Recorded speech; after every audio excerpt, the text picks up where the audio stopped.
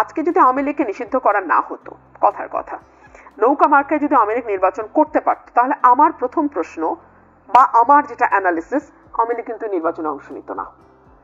আওয়ামী লীগ নিজেই এই নির্বাচনে অংশ নিত না, কারণ এই দলটি জানে যে তারা কি বিভৎস অন্যায় বাংলাদেশে করেছে। নট অনলি এই 1.5 মাস, এর আগে 15 বছর তারা কি করেছে তারা জানে।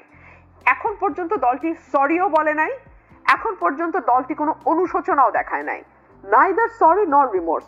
সো এই দলটি মধ্যে কোনো রকম কোনো চৈতন্যও নাই, কিন্তু তারা ডেফিনেটলি জানে যেটা তারা করেছে বাংলাদেশের মানুষ তাদেরকে গ্রহণ করবে না, এবং এই নির্বাচনটিকে এক রকমের একতরফা নির্বাচন তকমা দেওয়ার সবচেয়ে সহজ উপায় হলো নির্বাচন থেকে নিজেকে সরিয়ে নেওয়া, কারণ এমনিও সে জিতবে না, এমনিও সে মাঠে গেলে মানুষ তাকে ভোট দেবে না। সো তার চেয়ে ভালো সে নির্বাচনে না গিয়ে সরকার ফেভারই করলো, সরকার তো ফেভারই করলো, একদমই তাই, একদমই এক্স্যাক্টলি। নাসির ভাই যেদিন নিষিদ্ধ হয়েছে সেদিনই আমি বলছি সরকার আওয়ামী লীগের একটা বিরাট উপকার করলো।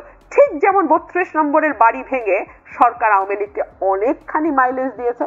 কেবল আপনার দেশের মাটি ভাবলে তো হবে না, দেশের মাটিতে তো মাইলেজ পেয়েছেই, সেই সঙ্গে আন্তর্জাতিক মহলেও সরকার আওয়ামী লীগকে বিরাট একটা মাইলেজ দিয়েছে।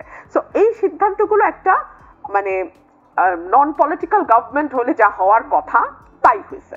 তো আবার ধরেন যদি তারা মনে করতো যে তারা স্বতন্ত্র প্রার্থী দেবে আওয়ামী লীগ, এখন তো সেই সুযোগ এখনো কিন্তু আছে, আওয়ামী লীগ চাইলে স্বতন্ত্র দিতে পারে, অন্য দলে ঢুকেও প্রার্থী হতে পারে, অন্য দল বাদই দিলাম, স্বতন্ত্রই।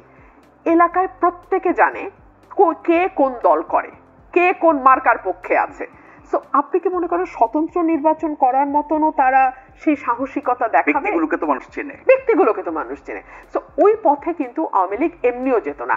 এখন যেটা হলো আওয়ামী লীগকে আরো অনেকখানি মাইলেজ দেওয়া হলো, আওয়ামী লীগকে এই মানে কর্মকাণ্ড নিষিদ্ধ করে দিয়ে।